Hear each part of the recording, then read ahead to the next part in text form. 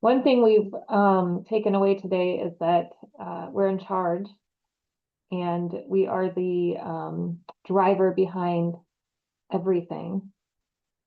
Um, so I'm going to talk to you a little bit about the combined brain natural history study. Combined brain is, let's go ahead and put that there. It's the Consortium for Outcome Measures and Biomarkers for Neurodevelopmental Disorders. It was created by a few doctors that themselves were individually impacted, and they work together to develop resources for rare genetic neurodevelopmental disorders. I've attended some of their stuff in the past, and I've also participated in some of their surveys, but went through the steps recently to have us officially become a patient advocacy group under their umbrella. And these are a lot of the other ones here. And one of the reasons why, and one of the big things I think we should do next is we are now added to their patient registry. Well, we're going to be added. And next time they do their software update, our name will be there. Right now, we can join it and we'll be under other. But I'm going to have you guys watch a little video on how it works. Let's see, I'm going backwards. There we go. So it's called the Matrix. Welcome to Okay, so like I said, we're going to be under the combined brain umbrella. There's 3 different options here for the Matrix, and it is when it referred to your organization. Right now, we're on the very budget-friendly $50 a year option. So when it says your organization, they are referring to combined brain. So I don't have direct monitoring of the information. I can reach out to them, ask them for a download of all the information, and they can get that to me. Any messages getting sent, again, we'll just go to combined brain. And if data is requested from researchers, which they could receive anonymized data, they sell that information and the profit goes to partially to the Matrix and partially to combined brain. A goal for the future, and they said they will start recommending it when we have getting larger and larger quantity of people using the Matrix, is to have ourselves be the parent organization. And with that, you can create more customized surveys. You can get more support from the Matrix, and you also will get our foundation would get a 37% profit from any data that's sold. And then I don't think we'll ever probably go to the $35,000 one. So we don't even need to talk about that one. But so right now, when you log in, this is mine. There's a couple options that I thought were a little confusing. So I went through a lot of Q&A with them already. You log in as either a caregiver or family member. Logging in as a caregiver would be you logging in to input information about your child or your whoever you're responsible for who has the gene disorder. There's also the option to log in as a family member, and that would be putting data on yourself or maybe a sibling for some control information. It starts you off right with just a very generic survey of what issues have you had. I screenshot this one because Dr. Shillington mentioned there are researchers that are asking for information about autoimmune disorder, and this is one of the places we can input that kind of information. And based off what you put in here, you get a series of surveys available. Some of them are available to everyone, and some of them are specific based off of what you input on that initial survey. I highlighted some that I think would be helpful to us. It's recommended that the ClinGen head-to-toe survey is done at least annually. There's the seizure survey, and that's information. That's not the EEG upload I talked about, but that is to track information. They have a lot of information about like things that we've already talked about today, the ketogenic diet survey, the milestone survey, behavior checklist. And these also come in,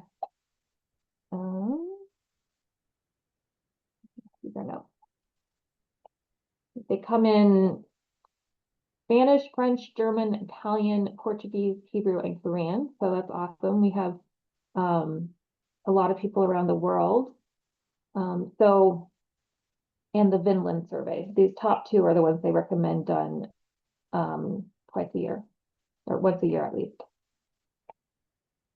There's another survey that's not on the matrix, but I think they're still looking for at least, I think 70 more participants. And I think we could be good participants for their survey. And it's the Observer Reported Toileting Ability Survey.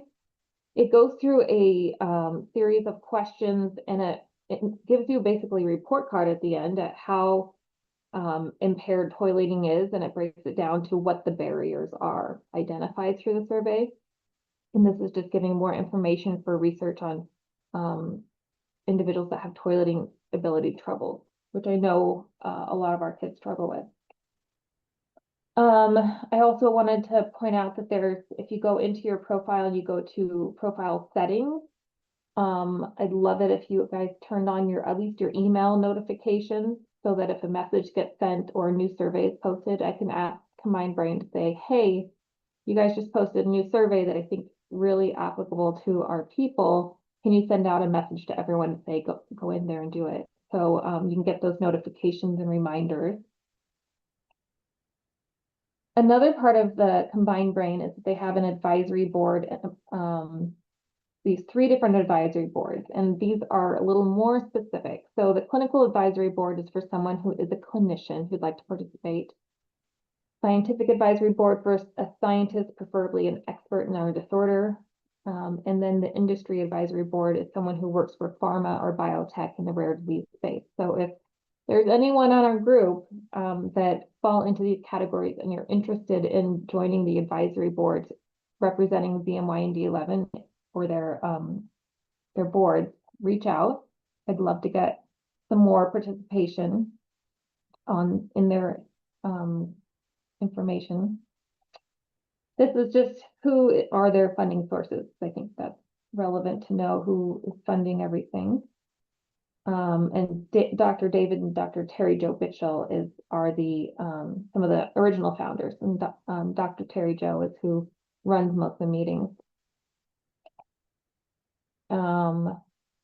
So after we go over some more information about the foundation and some opportunities for us moving forward, I'm going to put up a QR code so people can go in and create their profile right there, so I can stay on and help anyone that's having issues. I think one thing we learned today is that data is helpful, and getting data both before we even get to a point where we're going to try a medication or anything is really good, because then we have baseline data to compare information to after we've implemented an intervention. And the more data we have, the more appealing we are to researchers. So I encourage everyone to go in there, input their data.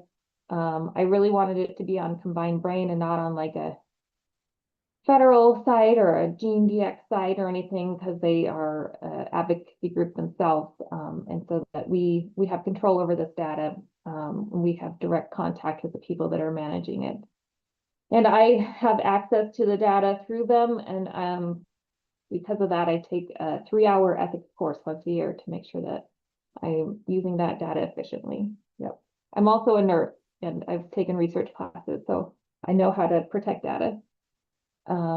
Yeah, I was gonna say, I think that's an important aspect of this, is that it's a secure site. So it's a way for us to get a lot of data quickly. And really the next step for our families and for our foundation. I don't know if you have been around long enough to know that we started with like a Google Doc, trying to gather just like baseline information, and you could put it anonymously or different things like that. But like this is a huge step up for us in a way to, as we've talked to researchers, as we talk to grants and all these all these next steps for us. We really need this data to be able to move forward as a group.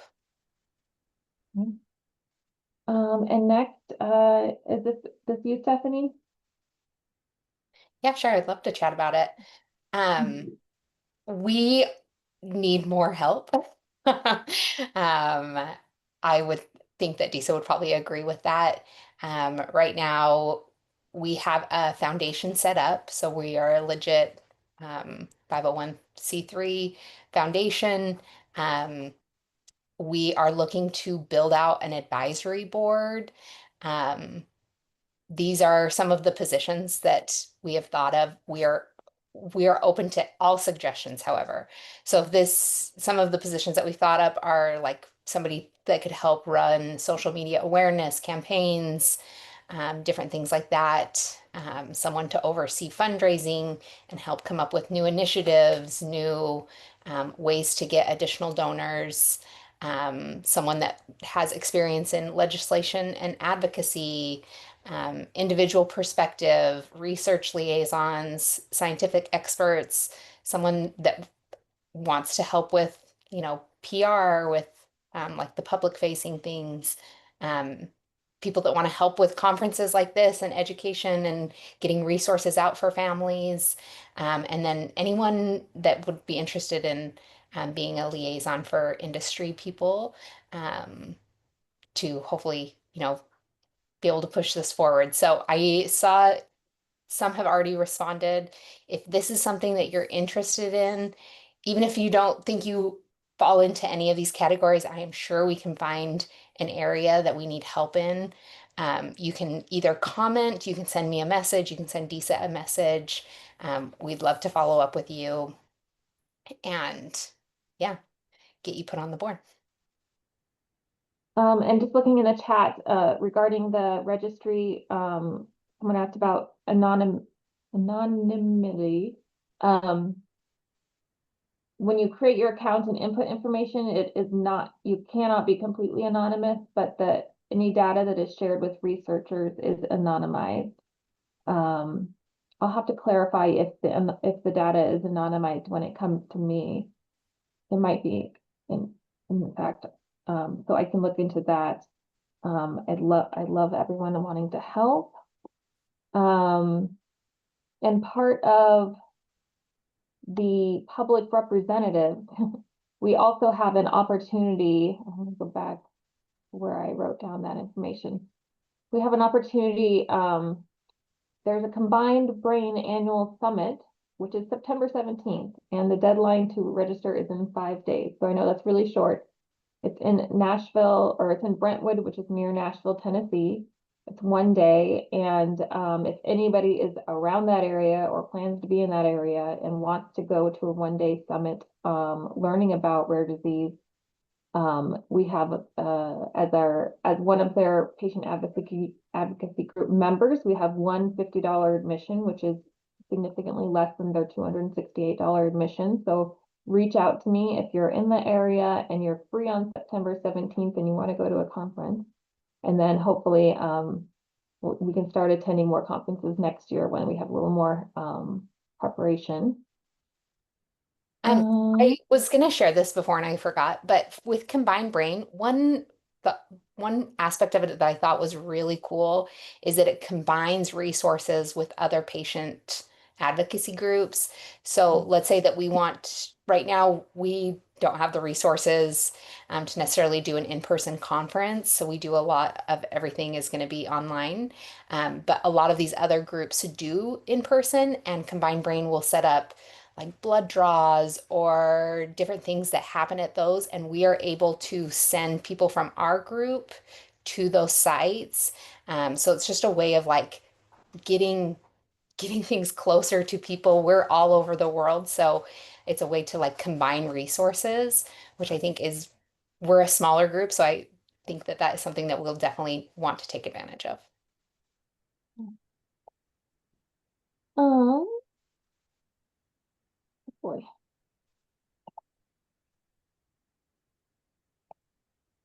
So let's see, our mission is to provide peer support to individuals with the ZMYND disorder. their families, and their treatment team. And this comes with building community and support, including this conference. I'm so excited for how well it went and how many of you attended. But I want some ideas. We want some ideas for what else could be helpful and supportive to you all. So I probably should have put like a free text option in here, but I did create a survey that you can take. Seeing if you want to, if you like any of these ideas, basically. So someone mentioned, I think Ethan mentioned, it's hard to find a doctor that there's no doctor database saying, hey, this doctor is good with rare disease. I'm part of another rare disease group for my own disorder, and it's much larger, much less rare, Ehlers-Danlos, but they have online a recommended professionals database, and I think it could be helpful. We're probably not going to have a professional in every state or city or country that someone will recommend, but if you do find a professional that's really listening to you, that's really responding, I think it'd be helpful to get a database going so that we can just recommend those to each other. So maybe it's an hour drive, but it's better than going to someone who has no idea what you're talking about. I'd like to do quarterly education webinars, and do those at, like a 1 hour webinar, not a whole conference, like at different times a day so that we can cater to, I think the one group that we really didn't include here is our individuals in New Zealand and Australia, because it was the middle of the night. You can't hit daytime for everybody at the same time. Dr. Tay talked about self-care. I've been really ramping this up recently since moving to Oregon. We did a big move, and we also did a big family readjustment. And so now I'm going to the gym and I'm listening to podcasts, and I always recommend seeing a counselor yourself. It's the best thing. But we can also support each other. I thought maybe an online audiobook club would be nice, because there's a lot of books out there that are kind of specific to people like us. And it would be just an opportunity to talk about things that come up, things that are resonating within us. You met Will, and I asked him, I said, hey, would it be helpful if there was somewhere for young adults just like you to go on and talk? So I think it'd be nice to start a young adult recurring online support group. It's just in our chat and our Facebook page, where they have a meeting once a month where they can text or talk, for individuals that are young adults and are affected by ZMYND11. Fundraising kit, we have to raise funds ourselves. Nobody else is going to raise them for us. We continue to try for grants, but they're very hard to get. So another suggestion would be coming up with some kind of fundraising kit to prepare you, so you're not just going out there and saying, give me money. You have some information to bring. And then quarterly awareness initiatives would be, there's kind of already 3. There's Rare Disease Day, there's Rare Chromosome Awareness Month, and there's kind of this Using a Giving, where we try to get donations out of everybody. And then maybe finding a name for ZMYND11 and a day to recognize it. And I don't know what goes into that, but I think it's a good idea. So if you scan that QR code, there's a little survey kind of prioritizing which one of these you think would be most helpful to you, so that we can start with one and keep going. And if you have any other ideas, please send them, put them in the chat, message them to us.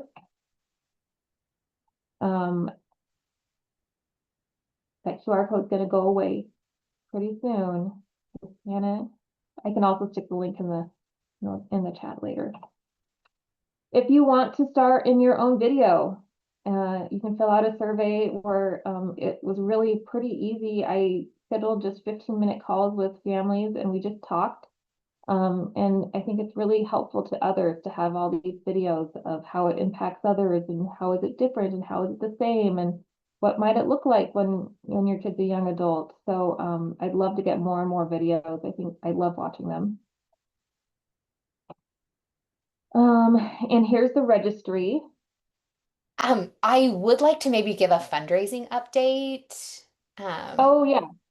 So we currently have our foundation that is connected through Rare Village, where people are able to go online and donate to our foundation. So far in like the year and a half since we've started, we have raised $30,825. And that's between 74 donations. We did have one large donation of $20,000, which was so exciting.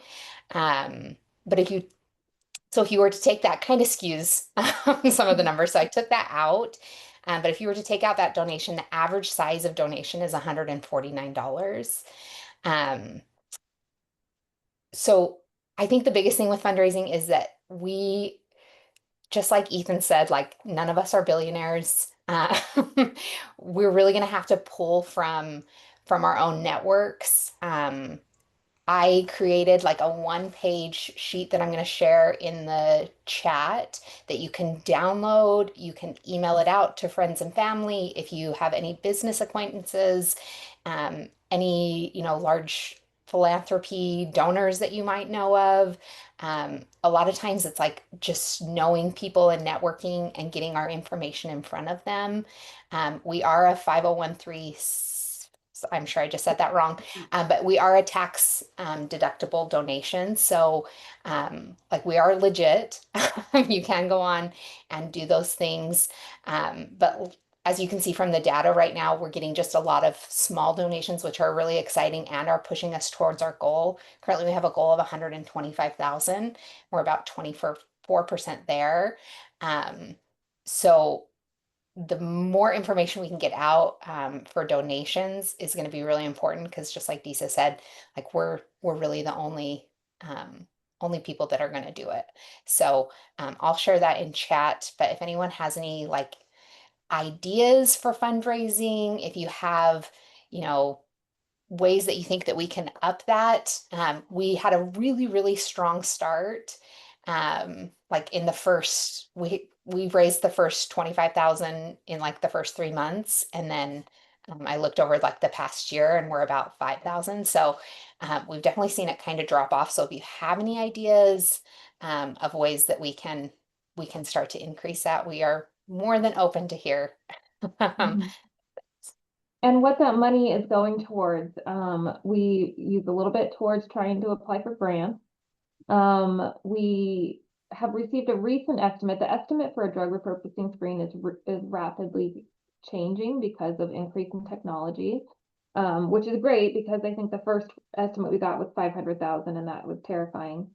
But now it's about 14,000 per individual mutation. So we have some mutations I know of that are recurring. So that's where our registry will be helpful, is finding out how many mutations we have, how different are they. So that part of the money would be going towards drug repurposing screens. After that, you still have some additional barriers because after you identify a drug, you can find a doctor to use it off label and prescribe it.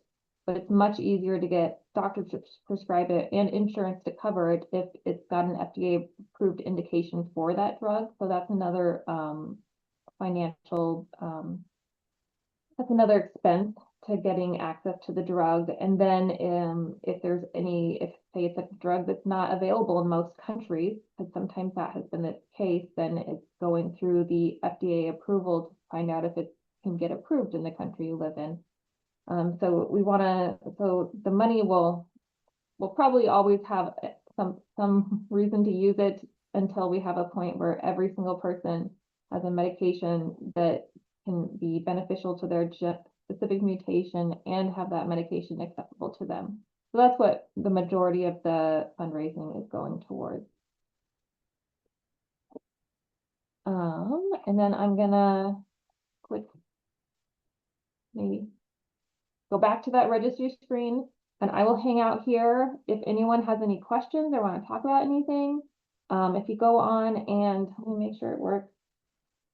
Again, it was a little confusing at first. So you're creating a caregiver account, and then once you have your caregiver account, then you will add a participant, which will be your child. We just got on here, so I haven't done any surveys except for the original, survey. but just getting everybody an account started, make sure they can't have any barriers getting to that website. If you have any questions, I think would be a great place to kick off, to start collecting data. We can start appealing to, Dr. Shillington's already said she'd be happy to come back next year to our next conference, if we have this annually, to talk about whatever data we compile. So that'd be great.